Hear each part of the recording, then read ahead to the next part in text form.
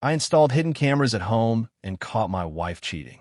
A month later, I found out that she had a nervous breakdown and completely stopped caring for her son. I'm lost.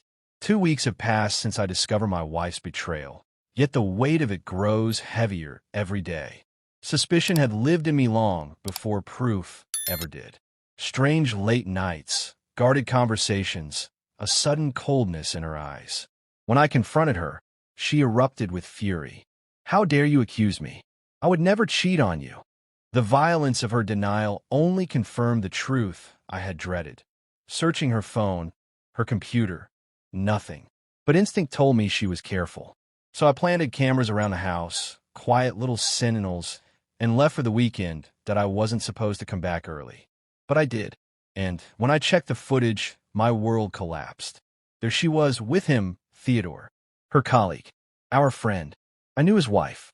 We had shared dinners together, laughs, memories. And yet, there he was in my home. People say seeing red is just an expression. It's not. The rage that surged through me was a physical storm. I punched walls until my knuckles bled. I slammed the bedroom door so hard it ripped off its hinges. A glass table exploded under my fists. I screamed until blood from my bitten cheek sprayed across the room. For a moment, I didn't know if I was a man anymore. Only an animal, cornered and betrayed. If she had walked in then, I know where I'd be now. In prison. Or worse. Somewhere in the chaos, I struck my head. The pain snapped me back. The wreckage of my home mirrored the wreckage inside me. I couldn't stay. Not like that. I grabbed a suitcase and my laptop, my lifeline for work, for survival. Before leaving, I made one calculated move. I sent the video to Theodore's wife. No words, but the truth. "Your husband is cheating with my wife." Then I stepped outside where my son, was playing. 11 years, I've raised him, since he was 3. He is not mine by blood, but in every way that matters, he is mine. Hugging him, I whispered, "I will always love you. But your mom has betrayed me, so I must go." Words I regret with every fiber of my being. He should never have carried that burden. But in that moment, broken and raw, I failed him. The border rejected me, pandemic restrictions. So I hid in a cheap apartment, half alive, surviving on work. I spoke to no one but my son. His questions stabbed me, and I answered as gently as I could. Divorce was inevitable. Lawyers were expensive.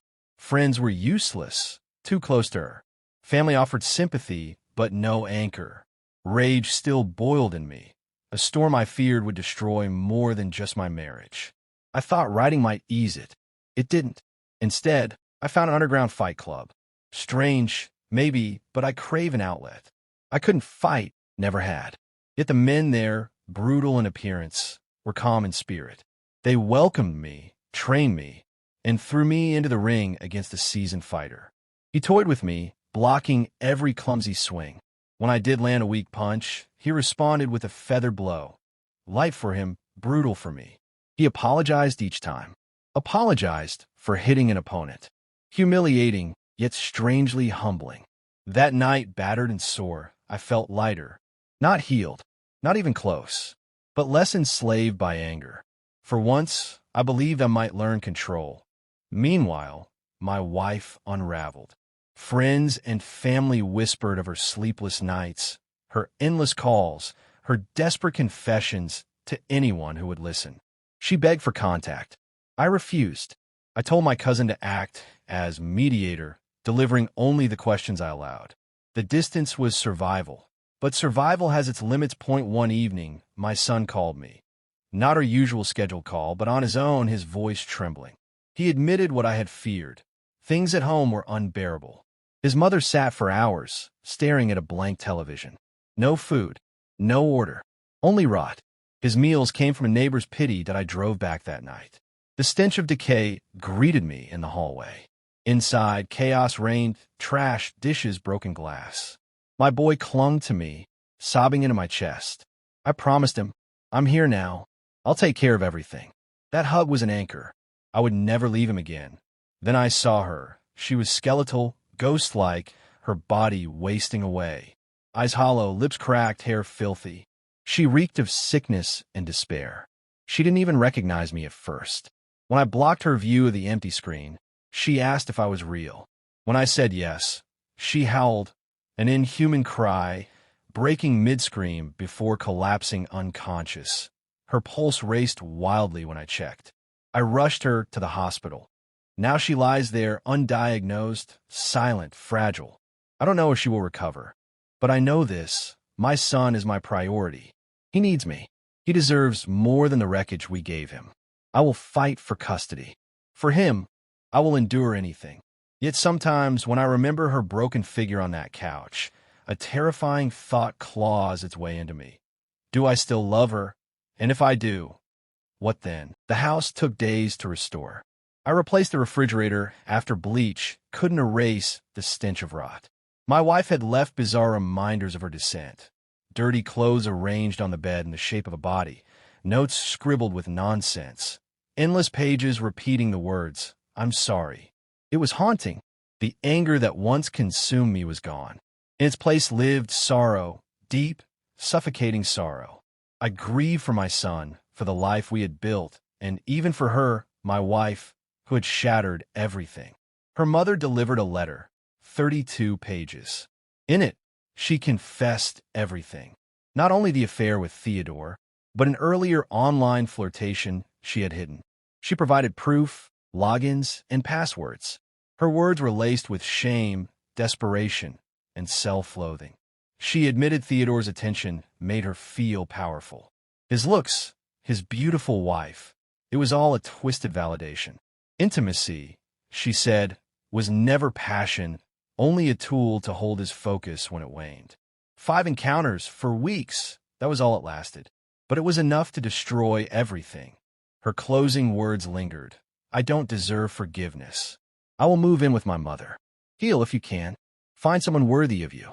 I will never be with anyone else. I will seek help. I don't even recognize who I became. I am sorry. I will always love you. I read the letter again and again. At first, I cried. Then I grew numb. Watching the videos, the betrayal, my own madness, I saw 2 broken people spiraling out of control. For weeks, I wrestled with impossible questions. Do I still love her? Can I forgive? Can we survive this? Or is survival only possible apart? The answer came not in words, but in silence, while tucking my son into bed one night. He clung to me, whispered, "Promise you won't leave again." His voice was trembling, but in it I heard clarity. My choice was no longer about love or betrayal. It was about him, his future, his healing that I filed for divorce. Quietly, without drama. Her letter had already surrendered every battle. She signed without protest. She moved in with her mother, just as she promised. I was granted custody of my son. Life has not been easy since. The house is quieter, emptier, but cleaner. The anger is gone. The sorrow slowly softening into acceptance. My wife remains in treatment, trying to understand herself. I hope she finds peace, but I no longer carry the weight of her choices that my son and I build something new each day. Small routines, laughter, moments that matter. He is my reason. Forgiveness? I don't know if it will ever come.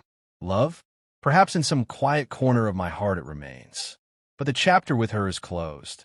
What remains is this truth. Sometimes survival isn't about holding on, it's about letting go. And though I walk away wounded, I walk away free.